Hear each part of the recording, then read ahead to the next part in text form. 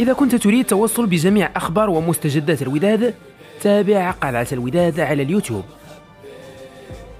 أبعد عادل رمزي المدير الفني لفريق الوداد الرياضي اللاعب الجزائري الحسين بن عيادة عن قائمة الوداد الرياضي التي دخلت معسكر تدريبي بمدينة مراكش استعدادا لمنافسات الموسم الرياضي الجديد. وتأكيدا لما راج سابقا من تقارير، فإن رمزي قرر إسقاط بن عيادة من حساباته الفنية في الموسم الرياضي المقبل بعدما طالب سعيد الناصري رئيس الوداد بتضمين اسم اللاعب الأجنبي في لائحة لاعبي المغادرين خلال فترة الميركاتو الصيفي الجاري، لإفساح المجال لقيد الليبي حمد الهوني في السجلات الرسمية لرابطة الدوري المغربي بعدما ضمه الوداد رسميا في صفقة انتقال حر قادما من نادي الترجي الرياضي التونسي. وكان أمام رمزي الاختيار بين السنغالي جونيور بولي سامبو لإبعاد أحدهما من القائمة النهائية، فإما إبعاد سامبو أو بن عيادة، لا سيما أن المدير الفني أبدى عدم رضاه على مستوى سامبو خلال مشاركته الأخيرة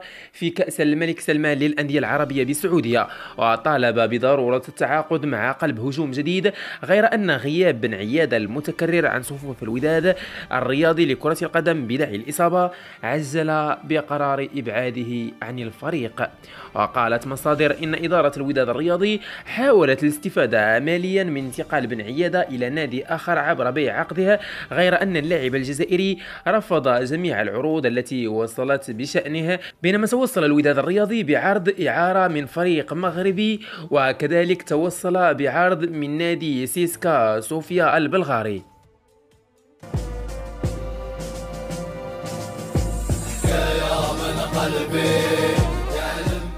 إذا كنت تريد التوصل بجميع أخبار ومستجدات الوداد، تابع قلعة الوداد على اليوتيوب.